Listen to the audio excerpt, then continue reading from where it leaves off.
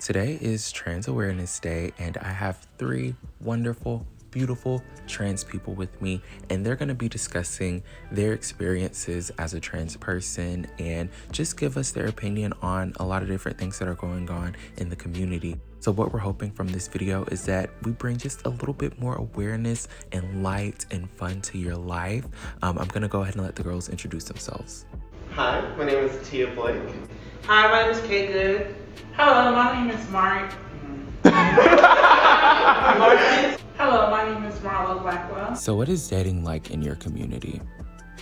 Dating for me, I think has been like an interesting roller coaster. Just thinking about all the experiences that I've had. That's been a whole journey. But now I'm in a space of like really dating folks that are trans or exist outside the binary, and I'm currently dating someone who is trans, and it just feels so much like easier as far as like gendered conversations and stuff like that. It just feels so like, I just feel so much more free. I hate it.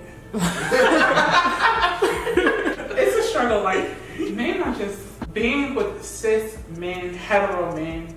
It's like really, really hard. It's not gonna work. I think I just want to learn to go within my roots, the transness. But niggas Ain't shit. Right. Okay, so I just recently got back on Tinder. I used to be banned. Apparently you can't put your Cash App in the bio. But I did. But I started made a new account. And it's been interesting because I'm like coming out of like identifying. I still somewhat identify as like non-binary, but like I'm moving more closer to this like realized self and embracing all my femininity and like everything that she's supposed to be. And it's like weird trying to like think about that and how I want to present, and then also think about getting dick. I found that like dating trans people has been really rewarding and great because they just get it. You're not explaining shit. So that's how it's been for me. So, how did your family and friends feel about your transition? one side of my family didn't like it, and the other side of my family was okay. Mainly because they were still learning. I know my father, it was just like, at first, but now he's getting a little bit more knowledgeable and more educated, and he's growing. My mom, my sister, they are just already in it because you know they love the gays. And now I'm teaching them how to learn transness because it's two different things. So they still think it's the same, but it's not. It's hard. But as far as my friends, they were pretty much cool. Supported me along the way. So. I'm really early on into what my transition will be and trying to figure out the woman that I want Tia to be. My friends are like open arms. They're like, we love it, so proud of you. My family has been a little bit more of a learning situation. So it's a lot of like teaching them and educating them, and that's just like a lot of emotional labor sometimes. But I mean, I'll take that as opposed to like the other situation where they could be like very like not into me or not into my transness, So like I will take it for the blessing that it is. Like B+. I think for me, I've had a both and situation. One side of my family, I don't necessarily really talk to them like that. My mom's side, they're more open to learning, but I've also run into the same kind of difficulties of like the laborious work of having to talk to my family about like all the things of transness and educating them on all the things. I definitely had some supportive friends, but also I guess with my transition, I didn't really talk to a lot of people about my transition. I was in college when I transitioned, so it was one semester, this person. I was like, hey. So I think that was a really cool experience. What do you all view as acceptance, and what is life like day to day as a trans person? I used to think acceptance was like, I'm here for you, I love you, whatever. But what I've learned is that acceptance is like uplifting, acceptance is supporting, acceptance is like opening up your wallets, and acceptance is also doing the research yourself, not expecting the person who is the victim, the minority, to explain it to you. I think that's truly how you show acceptance. Acceptance is all those things, but also I just think of like one word when I think of acceptance, which is just free. Being free from fear, Being able to live a full life and not have to worry about looking over your shoulder. One word that speaks out to me for acceptance is respect. The utmost respect, because that's what I want and that's what I need. As much as I give to you, I feel like I should get that back as well as acceptance. But it's a respect thing for me. Changing my identity, becoming Tia, knowing her, it's been a process, a journey. I'm still learning. And I think it's been something where I have to like remind myself that it's gonna stay constantly changing. I've had to like be patient with myself in that journey and know that like the person that Tia is gonna be is whoever she is in that moment. If she's happy, that she's doing okay. I think my whole identity has been like a whole like huge roller coaster for me. Just thinking about like my experiences of when I just identified as a boy, but even then I didn't really feel like a boy enough. So I was just like, this isn't me.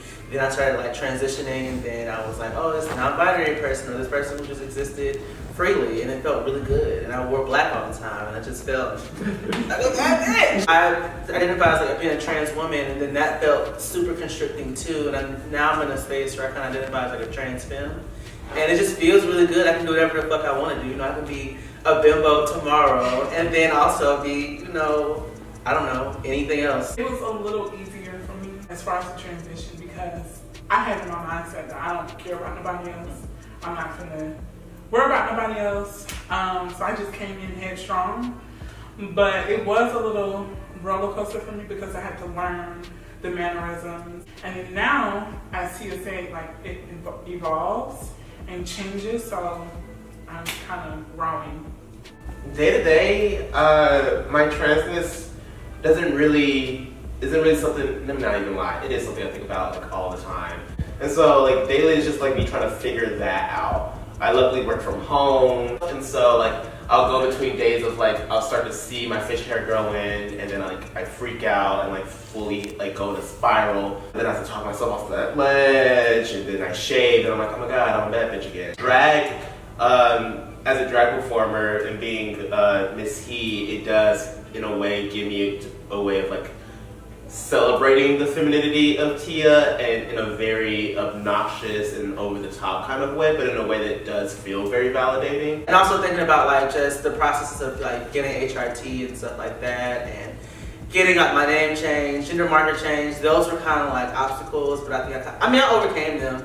And I mean, it feels so much better to like go to like a bar or anywhere and not necessarily have to think about, oh, damn, they're gonna see my ID, it says like M on it or whatever. I'm just like, oof. I also work from home, and it makes life so much easier. I don't have to get up early to get ready and, oh, I gotta shave today. I gotta wait every couple days to do this. I'm trying to get more into just like doing my own like work, so I don't have to rely on like a job and have to adhere to like this certain standard or rule or whatever.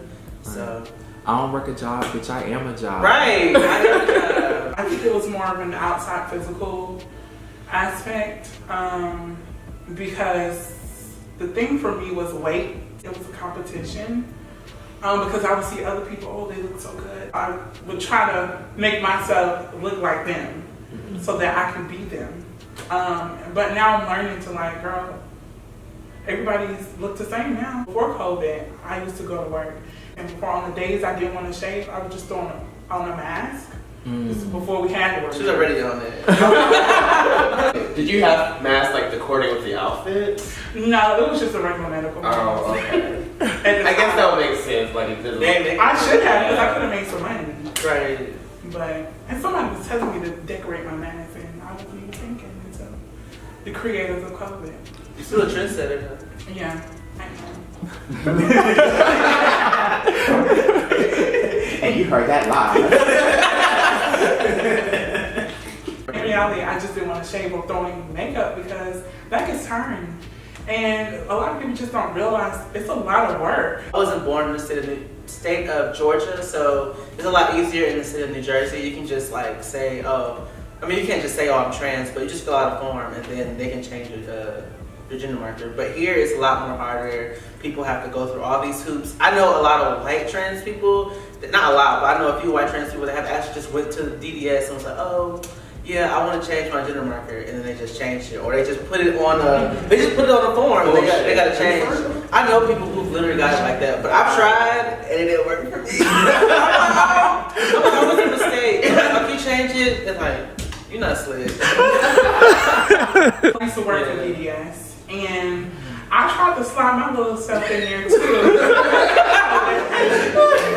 that I could get my gender marker changed, but it didn't happen because they look at the birth certificate. I'm currently trying to be in the process of changing my name. It was a back and forth thing for me because I didn't know the last name or the name I actually wanted to choose. Really because of a guy. He taught me the meaning of the word Marleaux. I think it's like blackbird or something like that. I really can't remember. And then I was like, I just stuck with that because I'm a blackbird. And then that's what came with the last name Blackwell. My name was like Quinn. It doesn't really matter. But for a long time, I didn't really want to change my name. I was like, I don't need to change my name. Fuck whoever got anything to say. I knew Quinn, I was Zoe 101. Like, it's cute. I actually had like a list of names, and I literally had like a lawyer that was doing pro bono work when Trump first became president. Like a lot of lawyers were like help interest people get their name changed. I was just like, the lawyer, I said I had one name, I had like Gabrielle, and I was like, I don't like that. I like it could be my middle name, and I changed it again. And I went to the lawyer again. I was like, oh, can I change it one more time? I literally changed it like 4 times, and then I was like, okay, I promise this is the last time. I won't do it anymore. And then that's just how I got this name. So like I was like same with like at a friend's place at the beginning of quarantine, and we like just like listing off T names. Somehow Tamara came up, and I was like, that's too busy. And then my friend was like Tia, and I was like, oh, okay, Tia's cute. And then she played the Doja Cat song, and I was like, okay, Tia's it. Yeah. So how do y'all feel about that? Like as far as like the killings that's been going on within the country? Learning that the statistic is like you're not gonna, as a trans woman, it's not likely that you'll like live past 32. I think that's like the statistic. That's crazy.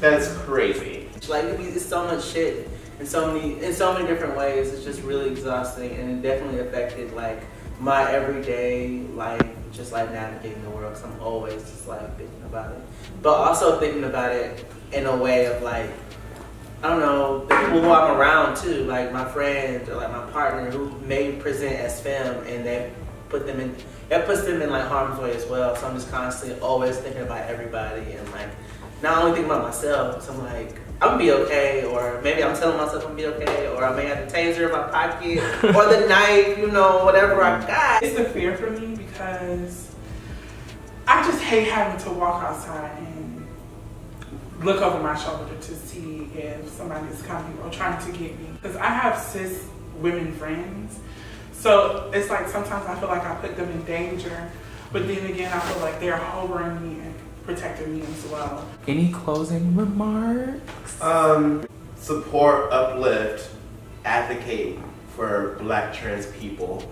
And you know, I don't know, when you're out there protesting and screaming and stuff, remember that like we won't find liberation until we're all free. And if you're not out here screaming over how these Black trans women are dying in these streets, we're not gonna get there. Who's ever watching this video, like you're somewhere, right? You got somewhere, but it's so much more work. You have to do the unpacking. You have to be able to really recognize the true danger that some folks are in. And just because like it may not be your experience, it doesn't necessarily make it not valid. And I think that's what folks also have to remember.